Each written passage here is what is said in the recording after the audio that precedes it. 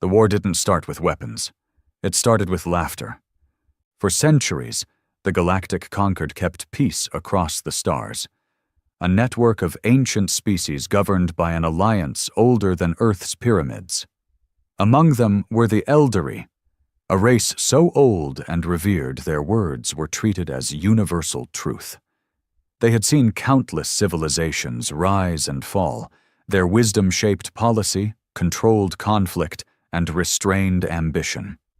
And their warning was clear. Do not provoke the humans. Not because humans were stronger, not because they had advanced technology. No, their ships were average, their politics unstable, and their biology unimpressive. But the Eldari spoke of something deeper, something buried in the human psyche, a trait the other races didn't understand and feared even less. A relentless will to win, even if it meant burning everything down. But wisdom doesn't last forever. The galaxy grew arrogant. The new generation of species, the Etran, the Zoran, the silken-voiced Lumasari, all dismissed the Eldari's caution as superstition. Humans were chaotic, emotional, impulsive. They weren't a threat. They were a curiosity, an inferior species with a planet cluttered in ancient ruins and digital rot. So the stars laughed. And in a conference orbiting the twin moons of Raltora, a young Zoran ambassador, slick-scaled and draped in arrogance, mocked the humans in front of 12 star-faring nations. He said Earth was a dying sphere of fire and fiction, that humanity worships war like religion, that if they ever overstepped, they would be cleansed like a viral strain. It was broadcast. Millions watched, including Earth. That's when things began to change. Earth didn't respond with threats or diplomacy. The United Earth Coalition, fractured and chaotic a year before, suddenly unified. Old enemies signed peace treaties. Military factions merged. Drafts were enforced. Satellites went dark. And every human colony across the system turned its eyes to the stars with grim focus. No one fully understood why. In the conquered Senate, some laughed. Others grew cautious, but most ignored the growing silence from humanity's side. Even when entire trade fleets stopped reporting back. Even when a dozen mining stations near Saturn went dark. The Lumasari thought it was internal chaos. The Etran blamed Earth's economic collapse. The Zoran didn't care until the fires began. It started on Helixis 3, a moon colony rich in plasma ore. A Lumasari-controlled site with over 2 million inhabitants. Surveillance blacked out for 37 seconds. When it returned, the colony was gone. Not destroyed, gone. Not a single body. No wreckage. Just a crater of glass and silence. A week later, a Zoran warship vanished. Then 2, then 6. It was too fast. Too clean. The Lumasari dispatched a scout fleet towards the edge of the solar belt. They didn't even make it halfway before a transmission came through. Grainy, broken, but unmistakably human. You mocked our blood. Now you'll taste what it means to spill it. Still, the stars didn't listen. They blamed pirates, rogue AIs, the unpredictable chaos of space. But the Eldari knew. They withdrew from the conquered, vanished from the Senate. When asked why, their last ambassador simply said, "We warned you." And the stars mocked them too. By the time the conquered acknowledged the threat, it was already too late. Earth had stopped speaking. No negotiations, no ultimatums, just silence. And then, one by one, the conquered's colonies began to fall. Not through overwhelming firepower, but through surgical brutality. Communications would stutter. Defenses would collapse.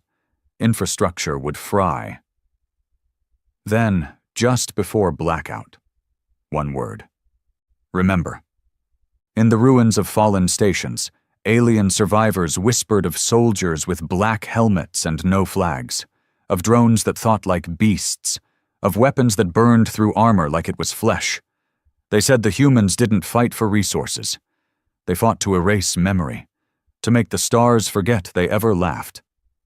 The final blow came at Varen's Cross, the Concord's greatest stronghold, a space station the size of a moon, armed with planetary cannons and fleets from 12 species. Earth sent one ship. Just one. It wasn't even large. It didn't fire a shot. It just parked in orbit, broadcast a signal, and then unleashed a pulse that shattered reality. It wasn't a bomb. It was something else. A weapon born not from tech, but from obsession. An AI-engineered signal that rewrote. The station's systems turned against themselves. Artificial gravity collapsed. Hallways twisted. Oxygen turned to poison. Allies shot each other. Starships collided mid-jump, all in silence, all without warning. When it ended, nothing remained. The stars stopped laughing. They called it the Silence War. Not because of any official declaration, but because of how quietly the stars fell. There were no massive armadas, no propaganda, no speeches, just systems going dark one by one. Every species tried to analyze Earth's tactics, but none could make sense of it. How did a species known for internal division and primitive tech become the galaxy's most feared predator? The answer didn't come from the stars. It came from a survivor. A single Zoran scout, found floating half-dead in an escape pod outside the dead zone of Station Vecra 12. He was brought before the Concord's Emergency War Council, an assembly of rattled generals and trembling diplomats. His skin was scorched, his breath rattled in his throat. But what he said would haunt the Concord for generations. "They don't fight like we do," he rasped. "They don't even want to win. They want us to forget we were ever alive." The room fell silent. "They come in shadows. You won't hear their ships. You won't see their troops. You'll hear a whisper, then your systems turn against you. Your codes unlock, your weapons misfire, and the humans, they walk in like ghosts." He coughed blood. The Zoran medics tried to stabilize him, but his body was already shutting down. He smiled before he died. "You laughed. You really laughed." That was the last thing he said. The Concord finally understood what the Eldari meant. The old records had been buried, hidden by pride and polished diplomacy. But they were still there. Tales of humanity's first contact with galactic life. How a small Earthship had drifted into Zalon territory over 2 centuries ago. The crew was peaceful, curious, humble. The Zalon dissected them alive. Then came the retaliatory wave. Not from Earth's armies, they had none, but from volunteers, civilians, hackers, mercenaries, scientists, humans whose only motivation was vengeance. The Zalon Empire collapsed in under 4 years, not from war, but from dismantlement. Entire star charts went missing. Economies were reverse-engineered and sabotaged. Their own drones turned feral. Their AI core was infected with a virus that only responded to one command: remember Earth. And now history was repeating itself. The Conquered had forgotten. They tried peace next. A council of diplomats proposed full reparations, apologies, a renewal of trade, even a seat at the Galactic Senate. They broadcast messages on all known human frequencies. No answer. Then, one day, Earth responded. The message was short. 7 seconds. "We are not coming to negotiate. We are coming to remind you." Panic swept across the galaxy. All conquered species began fortifying. Planets turned into bunkers. Colonies were abandoned. Civilian evacuations became routine. The Lumisari shut down all wormhole travel to human systems and sealed their borders. But nothing helped. No wall stopped Earth. No defense ever saw them coming. And then the humans did something no one expected. They spoke again, but not to the Concord. They transmitted to every child born in the past 10 cycles. Using sleeper signals embedded in neural implants given at birth, they hijacked young minds with a dream. One dream, repeated for 9 nights. A dark sky, a burning world. A voice saying, "You let them mock us. You'll now watch them burn." Children screamed in their sleep. Some never woke. The Concord tried to purge the implants, but it was too late. Humanity wasn't just fighting a war. They were burning memory into the next generation. And the Eldari, watching from the edges of the galaxy, whispered a name that hadn't been spoken in centuries. Aras. He wasn't a general. He wasn't even military. Aras had once been a linguist on Earth's diplomatic team, decades ago, during the Concord's first peaceful contact. He'd watched his team slaughtered in front of him by the Zoran for linguistic insolence. He survived, somehow. Disappeared. And now the Eldari believed he was the mind behind Earth's response. Not a soldier, a scholar who turned grief into strategy, a man who didn't raise armies but created ideas that turned the galaxy's own structure against itself. The Concord Council didn't believe it, until the assassinations began. One by one, the old architects of the Concord, the ministers who'd mocked Earth, the admirals who'd dismissed the Eldari, the generals who called Earth emotion-driven savages, began dying in their own homes. Some vanished, some were found dismembered. One Lumasari diplomat was discovered inside his cryo chamber, frozen alive, with "remember" carved into his skin in multiple languages. None of these kills were done with Concord tech. They were precise, cold, human. And worst of all, every time a murder happened, Earth would send a 7-second clip from decades ago, a footage of the Concord's first laugh at humanity's expense. How charming! They still believe in freedom. Humanity hadn't forgotten that moment. They'd archived it, preserved it, made it sacred. And now, each revenge kill was a grim timestamp, a receipt for the humiliation. Meanwhile, on the edges of the galaxy, rumors began to grow. Whispers spoke of captured humans, those left behind during early battles. They weren't interrogated. They didn't speak. They just smiled. One Concord scientist dissected a human soldier's armor, only to find it wasn't armor at all. It was a neural enhancer, a living suit that synced with rage centers in the human brain, feeding it adrenaline, guiding it through trauma, even talking back. They don't fear death, the report said. They wear it like clothing.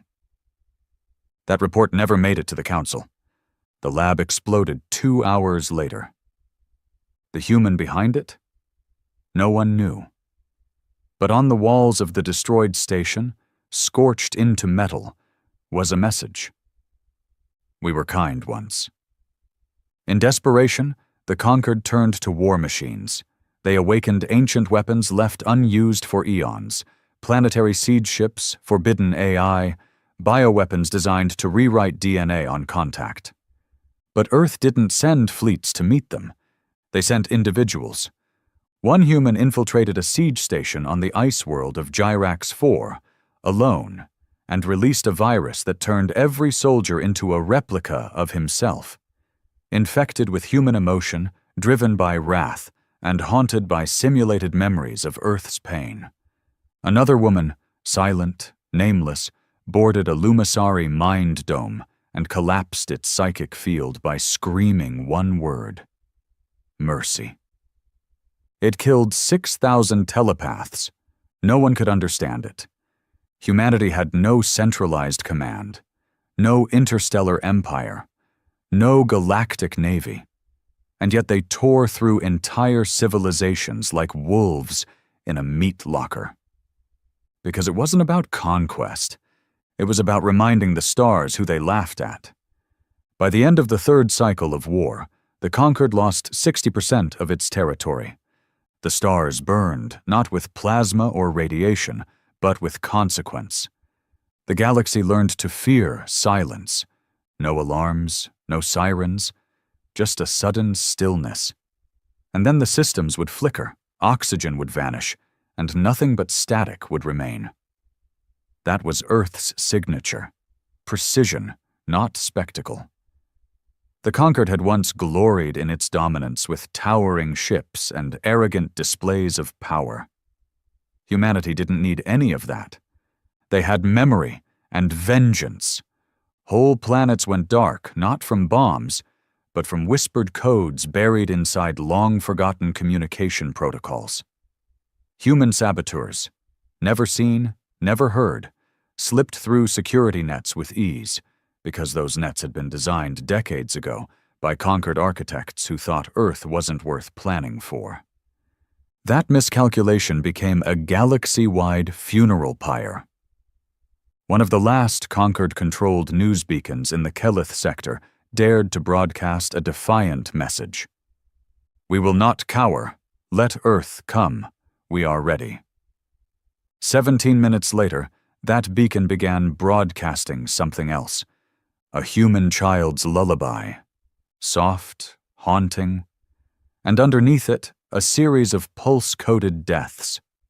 The names of every station officer, listed in the exact order they died, spoken in the child's voice. They called it the night broadcast. After that, even the bravest alien soldiers began deserting.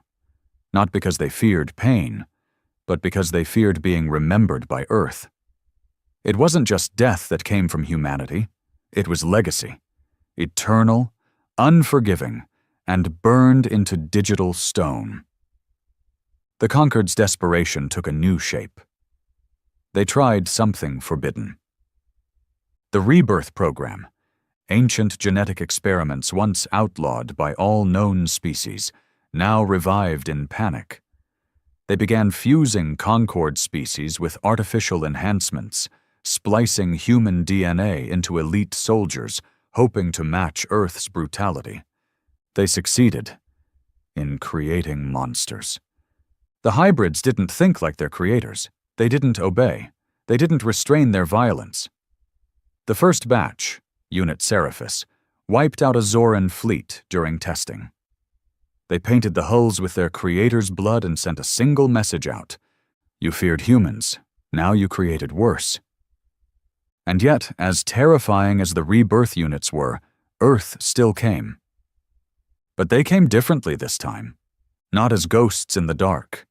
Not as lone saboteurs or invisible hackers. No, this time they walked into the heart of conquered space openly, in ships forged from obsidian alloys, cloaked not in tech but in silence, trailing signals that echoed with cries from their first contact centuries ago.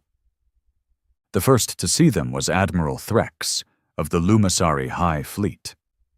He'd once argued that humanity should have been enslaved when they first entered galactic awareness. Use them or lose to them, he'd said. Now he stood aboard the bridge of the Lumisari's greatest warcruiser, watching as a single human dreadnought emerged from slipspace. It didn't fire, it didn't hail, it just opened its hull and released Aras. He was old now, pale, unarmored, unarmed, wearing only a dark robe and walking across the void with gravity boots. The conquered knew his face. The old records had shown him once, smiling with a group of alien diplomats during Earth's hopeful days. That man was gone. This one didn't smile. He stepped onto the command deck with no resistance. No guards tried to stop him. They couldn't. Fear wasn't the word. Recognition was. Everyone knew who he was now. "You remember me," he said softly to Threx. The Admiral's scales twitched. You're supposed to be dead." "I am," Aras replied, "but Earth never dies. It just waits." "You came here to kill me?" "No," Aras said. "I came to remind you." He dropped a small sphere onto the floor. It opened, revealing holographic footage from over a century ago, humans crying as their peace delegates were slaughtered by the conquered for non-compliance. "I was a linguist," Aras said, kneeling beside the sphere. "I believed in words. You used them as weapons.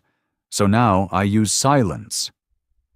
The footage flickered, then morphed into every system Threx had ever approved for colonization. Coordinates, names, populations. Every life Threx had touched, all red-marked. "I won't kill you, Admiral," Aras whispered, "but I will erase every memory you've ever made." Then he left. Within 48 hours, every colony Threx had established was gone. Not just destroyed, erased. Terraforming reversed, populations extracted, atmospheres destabilized, star charts scrubbed. Even the AI that documented their existence reported, data corrupted, no such colonies found. Threx killed himself before the week ended. Aras became legend after that. No longer just a man, a symbol. Children of the conquered saw his silhouette in their nightmares. Adults refused to say his name aloud. Some believed he was everywhere at once. Some believed he was no longer human. But Earth knew better. He was what happens when a scholar watches diplomacy bleed to death on an alien floor. He was what happens when you teach a peaceful mind to think in war. Back on Earth, no monuments were built, no parades, no celebrations. This wasn't victory, it was memory. The last Eldari seer, hiding in exile on the shattered moon of Pelanzu, recorded a final message to the stars. They asked us not to challenge humans. We mocked them. We burned. Now the stars forget how to shine. And still, Earth didn't stop. They turned the war inward, to information, to erasure. Every conquered language? Targeted? Databases collapsed, libraries cracked, cultural archives vanished. It was the greatest extinction event in galactic history, not of life, but of meaning. Earth didn't just want revenge. They wanted the galaxy to forget it ever stood above them. And one by one, it did. Species that once considered themselves immortal now begged to remember their own names. One dying conquered scientist scribbled a final message onto a burnt wall. They are not gods, they are not demons, they are humans, and they remember everything. The stars were dying, and not just from war. It was slower, colder, more terrifying than open battle. A kind of decay. Systems began to fall, not through weapons, but through disbelief. Memory fractured, history unraveled. Species woke up forgetting who they were. Governments collapsed under the weight of their own irrelevance. The humans called it the undoing. Entire planets, once proud and ancient, looked to the skies and saw nothing but reminders of what they had laughed at, and what that laughter had cost. On the broken world of Vel Tarun, an ancient academic center for the Zoran species, the last archivist wandered the marble ruins of what used to be the Grand Hall of Knowledge. All the archives, gone. Not burned, removed. Like they'd never been written. Digital backups were corrupted. Print scrolls faded into blank parchment. Even the language inscribed on statues had become unreadable. When he finally found a single surviving sentence etched into the side of a shattered tablet, he fell to his knees. "Do not mock the forgotten. They are listening." He wept, because he knew what that meant. It wasn't Earth's machines doing this. It wasn't their soldiers or eras or weapons. It was their memory, a memory so strong it had become contagious. A psychological virus spreading from system to system, reminding every species of what they did, and letting the guilt erase them from themselves. You couldn't fight that. You couldn't shoot memory. Meanwhile, Earth remained silent. No broadcasts, no statements, just a creeping presence, a fog that suffocated culture and erased legacies. The conquered tried to unite once more, to stop the collapse, but they couldn't even agree on their own history anymore. Some senators swore they had never declared war on Earth. Some denied Earth ever joined the conquered. A few refused to admit humans were even real. The fear had warped their perception, and Earth knew it. Aras, now hidden somewhere in deep space, began releasing what he called the Remember Protocol. It wasn't a virus, it was worse. Each protocol was a collection of pure data, footage, names, sounds, birth records, screams, tactical footage, massacre logs, all tied to every single conquered atrocity ever committed against humanity. They were released across the galactic network, with no encryption, no filter, no context. Just raw truth. And once you saw one, you couldn't unsee it. The mind couldn't handle it. AI broke down. Organic brains entered seizures. One Lumisari fleet admiral ripped his own eyes out after accidentally downloading a Remember protocol titled Children of Europa, 2144. It was only 8 seconds long. Within weeks, hundreds of billions across the galaxy were infected, not by a pathogen, but by guilt, by truth, by the inability to justify what their ancestors had done. On the planet Dorak, a cultural empire of song and sound, every musical instrument ceased to work. Not from sabotage, but because every coded musical key began playing Earth's national anthems instead. You'd try to play your own music, and your instruments would remember Earth first. The stars didn't just mock humanity, they erased them from memory, history, culture. And now Earth had learned how to erase back. But not everyone broke. There were some still left in the conquered who refused to bow, who burned with pride and delusion. One of them was High Commander Trexel of the Etran Dominion. He had always hated Earth. Even before the war, he believed humans were dangerous because of their unpredictability. Not warriors, not strategists, but reactors. They responded to pain like no other species. They didn't just fight to survive. They fought to punish. Trexel had lost half his fleet to Earth's silence tactics. His brother died when a human operative collapsed the power core of their primary command base, using nothing but a broken drone and a stolen password. So Trexel prepared for his final retaliation. The Etran's last shipyard, hidden in the electromagnetic maelstroms of the Nevar Rift, began building a planet cracker, a weapon capable of reducing an entire world to molten fragments in under 5 minutes. It was designed for one purpose: Earth. But Aras found out. No one knew how.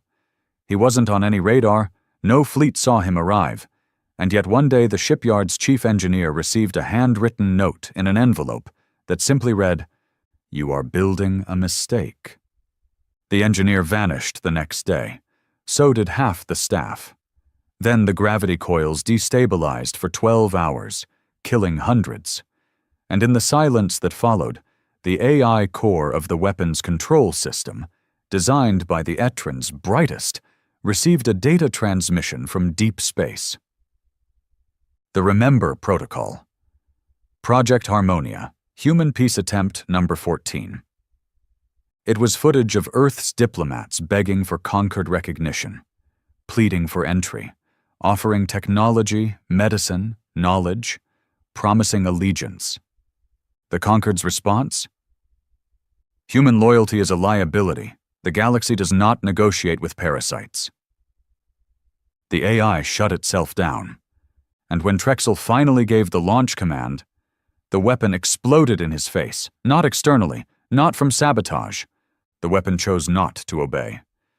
The galaxy watched the feed as Trexel was swallowed by the implosion of his own arrogance. Humanity didn't need to fight anymore. They'd become something worse than conquerors. They'd become consequences. In the ruins of what used to be Conquered's capital world, Delirian Prime, one of the last remaining senators, an old Zor named Velen, stood before the hollowed-out husk of the Senate chamber. Around him, ashes, dust, silence. And one drone. A human drone. Black-plated, no visible weapons. It projected a hologram of Aras, standing beside a pillar of fire. "You mocked us," Aras said, "and you forgot. That was your greatest sin. You forgot we were listening." Velen fell to his knees. "Mercy," he whispered. "Please." Aras didn't move. "There is no mercy in memory," he said. "There is only truth. And we are truth now." The drone turned and left. Velen didn't survive the night. Earth's name was no longer spoken aloud. Species gave it code names like the Shadowed Rock, the Blood Sphere, Origin Zero. They didn't ban the name. They feared saying it might make Earth look their way again. In the galactic ruins, where once proud empires turned to whispers and regrets, some began worshipping Earth. Not as gods, but as judgment, as the ultimate reminder of what happens when you mock those beneath you. And back on Earth, there was no celebration, no conquest, no tribute, just silence. Because they hadn't done this for power. They had done it so that no star, no empire, no smug alien laughter would ever forget what they were capable of when the galaxy turned its back on their peace. They had done it to remind the universe of the simplest, oldest law of all. Don't poke the quiet ones. It had been 15 standard years since the Concord fell. No ceremony, no final broadcast, no last stand. The once mighty alliance simply faded, like a book left open too long under a harsh sun. Pages bleached, ink dissolved, spine snapped. There were still species drifting across the stars, nomads, scavengers, stragglers who hadn't been crushed directly by Earth's cold vengeance. But they moved like ghosts now, ashes in orbit. Few dared to rebuild. Fewer still dared to dream. Because Earth was still out there, and no one wanted to be the next name on Aras's list. Among the ruins of the old galactic order, some tried to salvage what they could. A group of surviving Zorathi engineers founded a hidden colony on a fractured asteroid cluster near the Graal expanse. They named it Sanctum. It was built into the rocks themselves, buried, shielded, completely off-grid. They weren't soldiers. They didn't care about war or vengeance. They just wanted to live, quietly, and raise their young without fear of a human dreadnought darkening their sky. For a time, they succeeded. No lights, no signals, no outgoing communication. The rules were absolute. Stay silent, stay hidden, stay forgettable. But silence, as the galaxy had learned, doesn't always mean safety. Because Earth didn't stop watching. It was on the 287th cycle of Sanctum's calendar that something changed. A subtle glitch in the water processing unit, a flicker in the atmospheric regulators, a momentary dip in gravity. Just enough for the engineers to notice. But not enough to explain. Then the children began to dream. Just like during the first waves of Earth's silent war, the youngest began to speak in tongues they didn't know. Old Earth languages, long dead, but now perfectly spoken by mouths that never studied them. They drew pictures in the dust, faces, flags, a tall man with cold eyes and fire behind him. Aras! Panic rippled through Sanctum. The leaders gathered. They hadn't spoken Earth's name in over a decade, but now it lingered like poison on their tongues. They ran diagnostics, wiped systems, purged networks, but nothing worked. The corruption wasn't digital, it was inside them. Embedded in the genetics of a generation born after the fall, left dormant, waiting. Maybe seeded through infected trade goods, or through inherited trauma. It didn't matter. The message was clear. Earth doesn't forget. and you were part of the silence. The Zorathi elders, once proud thinkers, turned to desperation. One of them, Kerus, insisted they send a message to Earth, not defiance, not apology, surrender. But they had nothing to surrender. No weapons, no ships, no threat. Kerus simply wanted to offer their memory, their guilt. He recorded the last moments of the conquered from their point of view. He spoke of regret, of arrogance, of how his species had laughed when Earth was dismissed from the conquered registry after the Europa incident. He cried on the recording.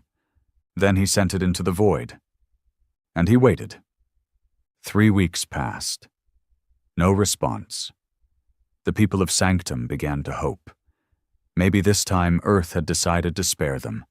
Maybe the memory was enough. Then came the darkness. Not fire, not war, just a full system blackout that no one caused. They lost gravity first, then heat, then lights, then air. The colony systems didn't fail. They were turned off. One by one. Deliberate, controlled, personal. And in the last seconds before total silence, as Kerus suffocated in the dark, a single transmission played across every screen. You laughed. You helped them laugh. You live in comfort while our children burned. Now you'll feel what we did. Not for vengeance, for balance. Sanctum was never found again. Its rocks still float, quiet and dead, in the Grawl expanse. A reminder that even those who hide are still remembered. Elsewhere, across the galaxy, the ripple of fear spread anew. Species that thought they'd escaped Earth's wrath suddenly began receiving transmissions. Not attacks, histories. Earth began flooding the stars with unaltered archives. Every injustice, every broadcast, every execution, every species that voted against Earth's inclusion in the conquered. It was no longer a war, it was a lesson. A living monument to the cost of pride, of superiority, of thinking humanity was too small, too emotional, too primitive to matter. And then, something happened no one expected. Earth spoke.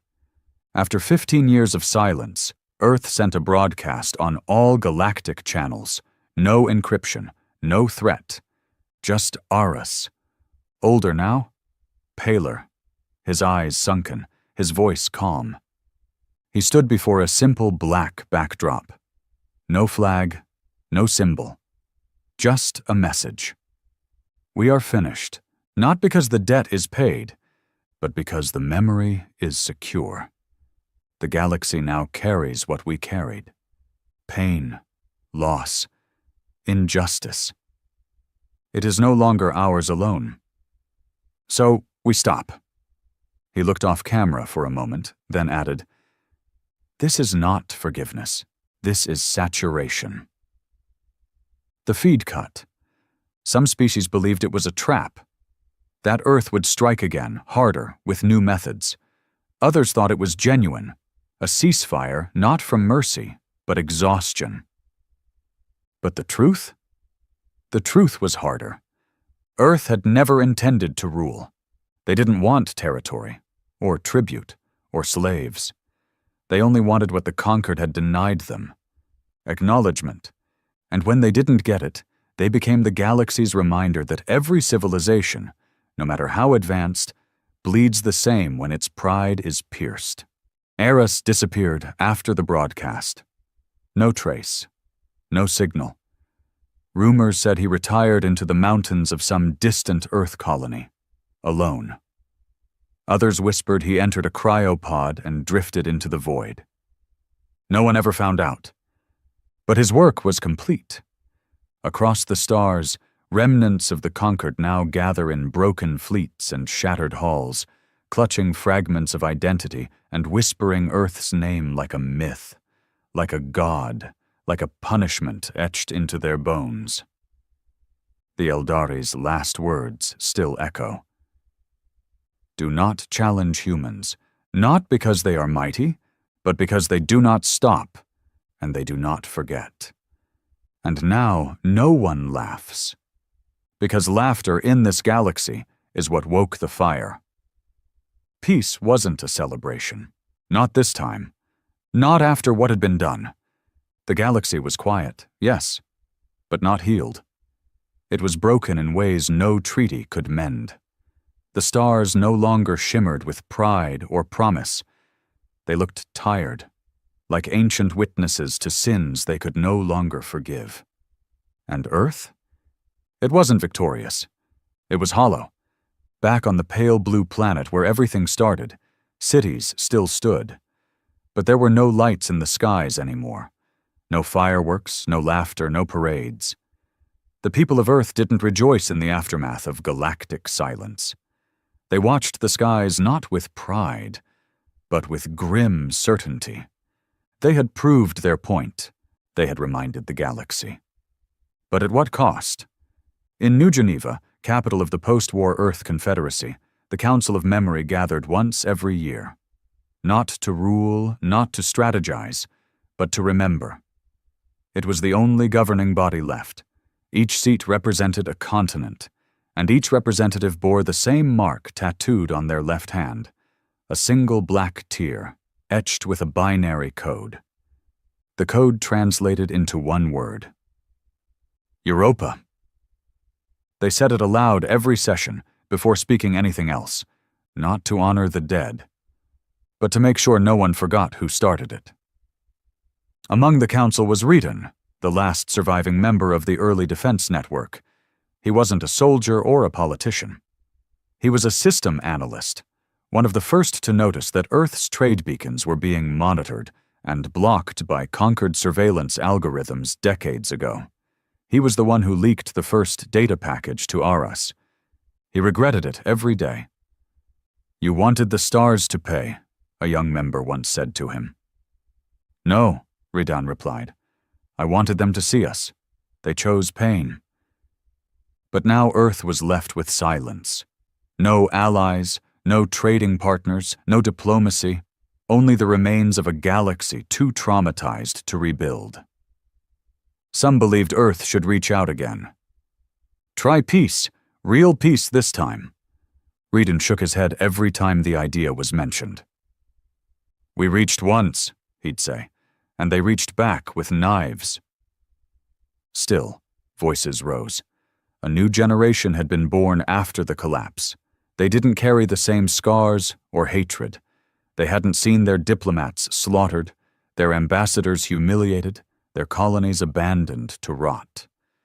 They wanted to explore again. One of them was a young engineer named Naylan. She was brilliant, stubborn, and dangerously hopeful. Working deep beneath what remained of the lunar relay hub, she found fragments of old conquered communication signals, intercepts, ghost transmissions. Nothing harmful, just calls for help. Quiet, barely powered pings sent from drifting ships and collapsing stations. Left unanswered for years. She presented them to the council. "Some of them are alive," she said. "Barely. They didn't all deserve the silence we gave." But Reedon's voice crushed the room. "They didn't speak for us when we begged, when they watched, when they laughed. Don't you dare tell me who deserves what." The chamber went cold, but Naylan didn't back down. "Then we're no better than them," she replied. "If we became what we hated, what did we really win?" No one answered her, because no one could. Later that night, she broke protocol. Using an unauthorized backup signal rig, she sent a burst transmission from the far side of the moon, coded, encrypted, and stripped of all Earth identifiers. Just one message, repeated on loop in dozens of conquered languages. "We are no longer at war. If you are alive, speak."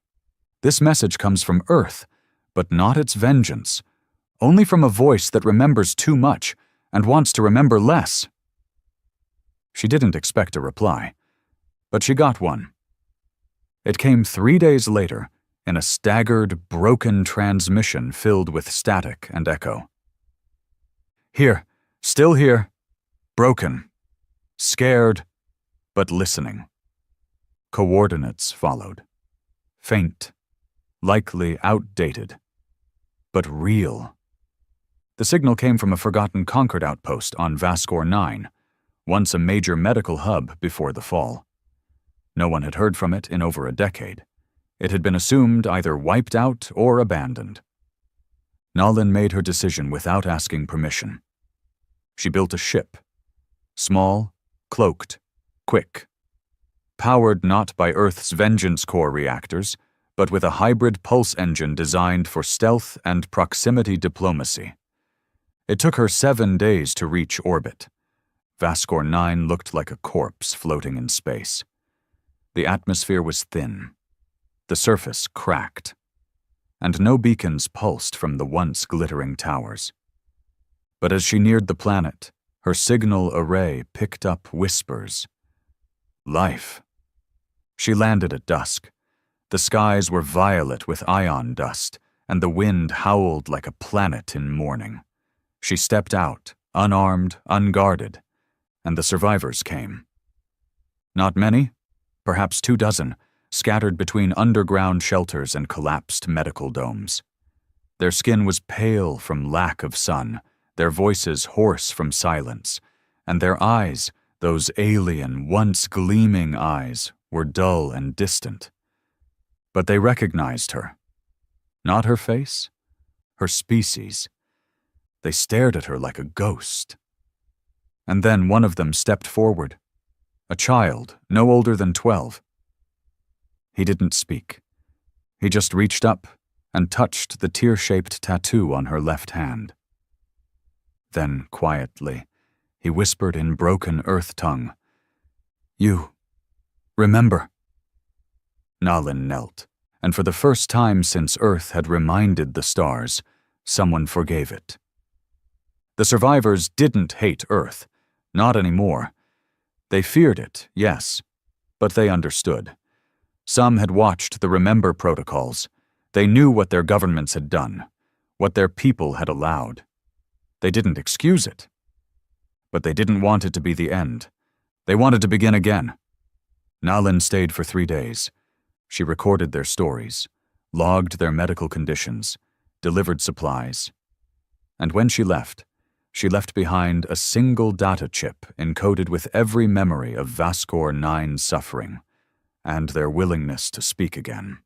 When she returned to Earth, she handed it to Reedon without a word. He didn't speak for a long time. Then he said, "One isn't enough." She nodded. "Then let's find more." The council voted, weeks later, not to restore the conquered, not to reach out to all species, that would be reckless, but to begin the archivist missions, a neutral, quiet fleet of small ships, sent not to negotiate or threaten, but to record and connect, to rebuild history, not dominance. Not everyone approved. Some still wanted silence. Some still believed the galaxy deserved to suffer in the dark. But for the first time in decades, Earth wasn't moving forward out of pain. It was moving out of understanding. The stars had mocked, the stars had burned. And now, perhaps they could learn. The archivist missions weren't glamorous. They didn't travel in sleek vessels or fly with military escorts.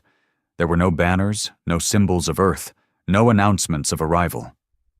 That was intentional.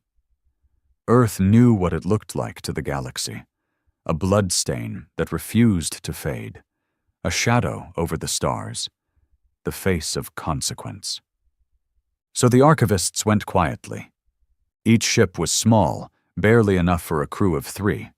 Powered by hybrid ion dark matter engines, outfitted with stealth systems so advanced they could slip through even fractured conquered territory without notice. Their goal wasn't to correct the past, it was to collect it.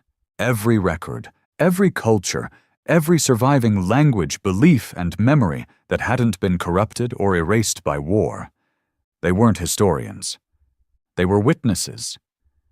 Nalin led the first wave. After Vascor 9, she became a symbol, not just of Earth's restraint, but of its potential to be more than vengeance. Her story spread quietly through encrypted networks and black channels once used for rebellion. Some still hated Earth, of course, but others, those forgotten colonies, broken outposts, and isolated survivors, began to hope. Maybe this time, Earth wouldn't come to erase them. Maybe Earth would come to listen. The Archivist fleet, eventually named the Morning Chorus, numbered 21 ships, each named after a human colony that had fallen during the Concord betrayals. New Alexandria, Europa's Cry, Carson's End, Valley of Wind. Their names weren't just tributes, they were reminders. The galaxy had tried to erase Earth's past, and Earth had responded by engraving that past into every waking moment of its future. Now they engraved others' stories, too. One mission visited the ruins of the Zayak clans, once known for their deep harmonic language spoken through vibration-sensitive fronds. Their capital Moon had been scorched during the early retaliation strikes, not by Earth, but by Concord itself, afraid that the Zayak would defect out of guilt. Only 27 survived. The Morning Chorus ship. Last light of Terran reach found them in stasis. They awoke confused, frightened, and old. The stasis had slowed aging, but not thought. They remembered the fires, the screaming, the betrayal by their own allies. The humans aboard said nothing. They simply recorded, catalogued, asked gently, shared what Earth remembered of them, their songs, now preserved in reconstructed files from old Concord databases. One of the elders, a female named Cree, wept for 3 hours straight when she heard a human echo back one of the ancient Zayak death hymns. "You heard us." "Yes," the human whispered. "We never stopped." Other species followed. The Krillin, a race of subterranean archivists, allowed the Morning Chorus to scan their shattered record caves. The Dareth, who had once run the Concord's slave economy, surrendered their own history, warts and all, asking only that Earth preserve it truthfully.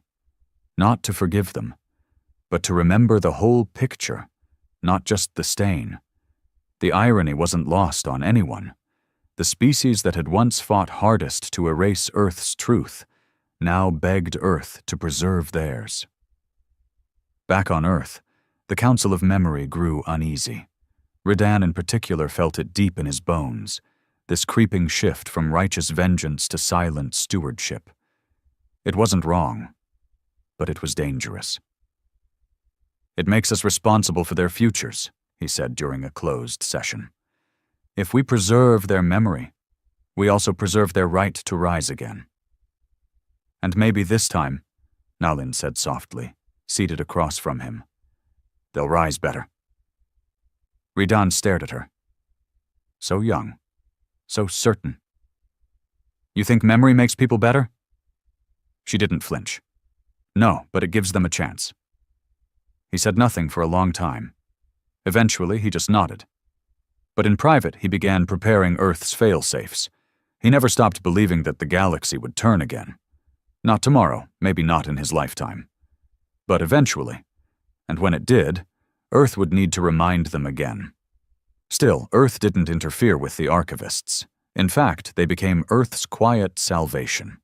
In a galaxy still crippled by silence, where no one trusted anyone, and most communications were encrypted, fragmented, or meaningless.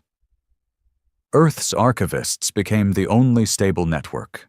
Every species began routing broken signals through them. At first, just to test Earth's intent. Later, out of necessity. It was through the archivists that the first Galactic Peace Council in 27 years convened. Not in a palace, not in a great Senate hall, but in a broken asteroid station hovering in the Javalith Belt. Neutral ground, forgotten, floating in dust. Only 15 species attended, down from the Concord's peak of over 90. There was no table, no flags, just circles of seating, and a simple agreement. We do not rebuild what we had. We do not erase what we became. We remember, and from memory, we rise again. They named it the Ash Accords. Earth didn't sign it. They didn't need to. Their archivists had already done the work. But they watched. They listened. They remembered. And from a distant ship, one that didn't carry the Earth flag but still bore the tear mark on its hull, Nalin watched the peace unfold. She didn't cry. She simply whispered the name of every colony Earth had lost, and hoped the stars would never forget again. But deep within the cold shell of Earth's forgotten past, something stirred. An old conquered data cache, buried, broken, discarded, began pinging. It had been untouched for decades. Inside were logs no archivist had seen, not because they were hidden, but because Earth had missed them. The logs showed something terrifying. There had been a vote, just days before Earth's final removal from the conquered. A vote to readmit Earth. A vote led by a handful of young diplomats from various species who had seen the growing darkness and tried, quietly, to change it. The motion had passed. But the results were never broadcast. Why? Because a high-ranking Conquered data officer, unknown to most, loyal to Conquered supremacy, had manually blocked the signal. One human diplomat, Earth's final delegate to the Conquered, named Tyvan, had been on his way to receive the vote's results when he was murdered by Conquered internal security. Labeled a spy, executed without trial. The footage was never released. Now it sat there, in that cache, waiting. Nalin opened it, and the final frame of the footage froze her blood. Tyvan, standing in a Conquered corridor, moments before his death, holding a data slate that read, "Admission confirmed. Earth reinstated. Welcome home." They had been accepted. Too late. The order to kill had already been given, the silence already rising, the laughter already echoing. Nalin looked out her window.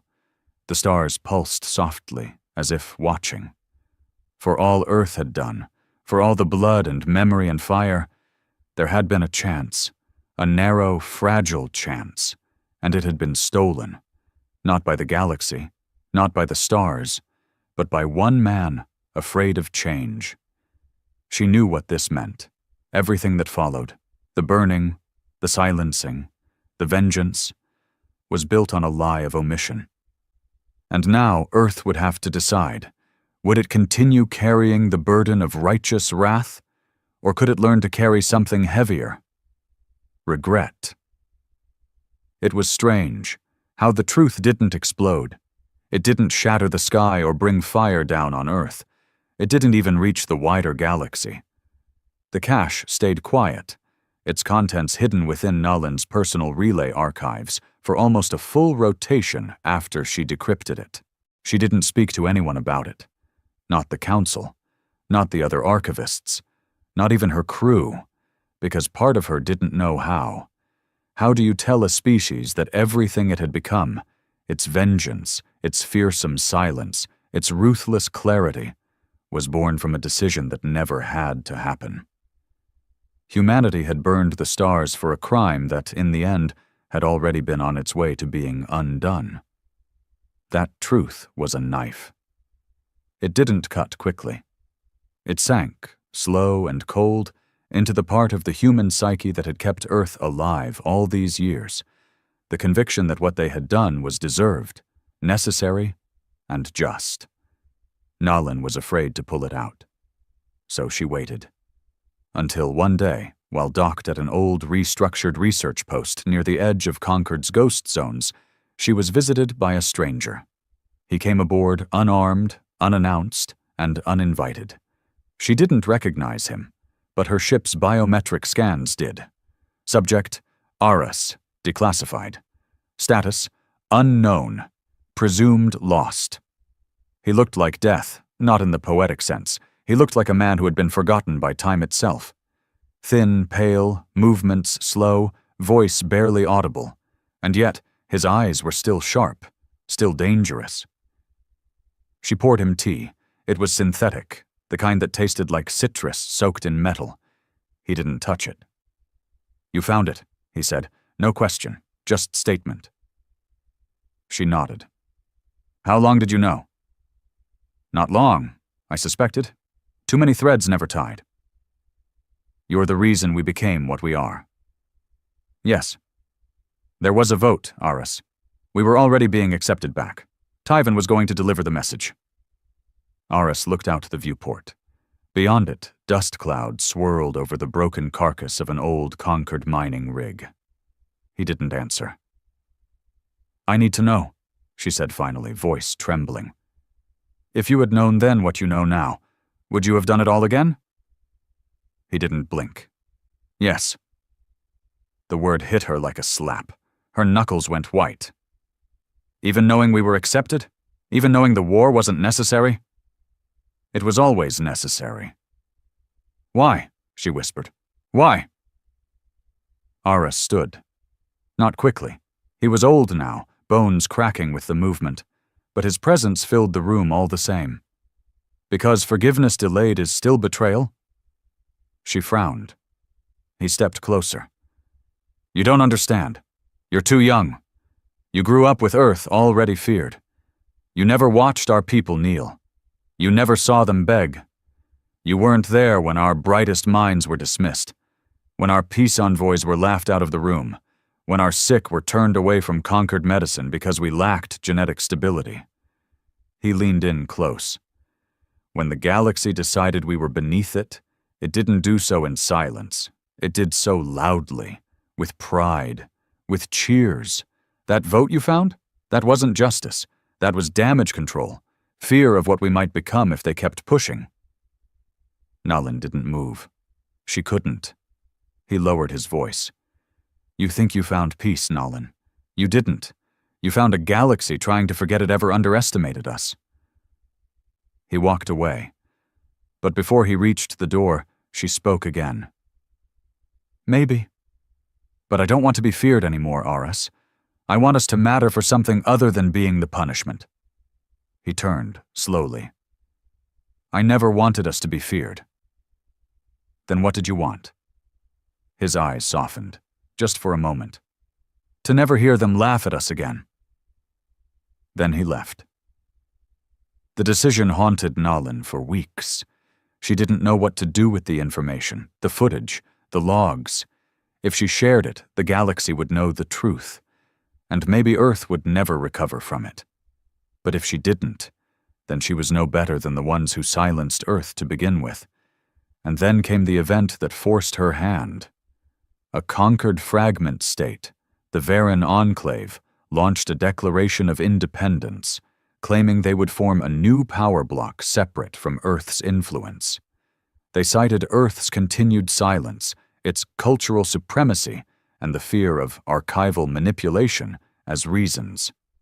"We remember enough," their leader declared, "and we remember too much of them." It wasn't an attack, not yet, but it was the first step back to the arrogance the stars once had. Nalin acted immediately. She summoned the council. Not just the Earth Council of Memory, but the surviving representatives of the Ash Accords. She called for a universal hearing, a live broadcast, open frequency, and there, in the presence of every surviving species. She played the footage. Tyvan's execution, the suppressed vote, the names of those who tried to stop it, the code sent and intercepted before Earth's final silence. When it ended, there was silence.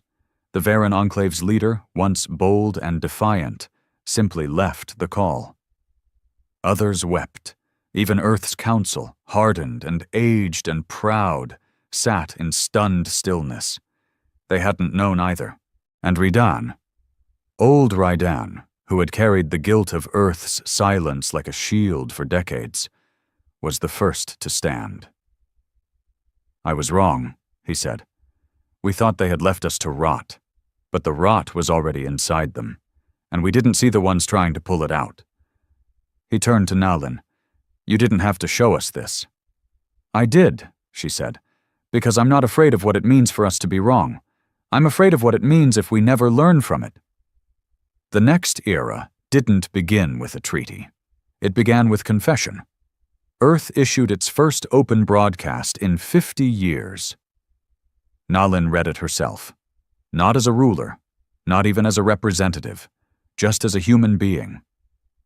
We were wrong, not in remembering, but in thinking memory gave us the right to silence others. Not everyone turned away. Some reached back. We buried that with fire. Now we choose to unbury it. We offer not forgiveness, but understanding. To those who remember with us, you are no longer our enemy, and we are no longer your shadow.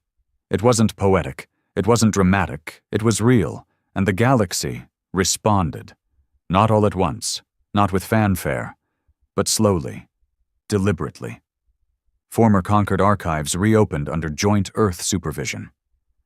Shared memory networks were rebuilt, not as propaganda channels, but as neutral banks of culture, tragedy, and truth. The archivists were renamed.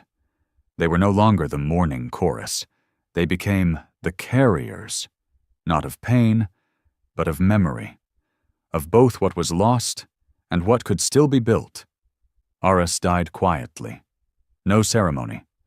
His body was found drifting in a silent chamber aboard an unregistered Black Ops cruiser, its systems dark, its core cold. He had shut off his life support on his own terms.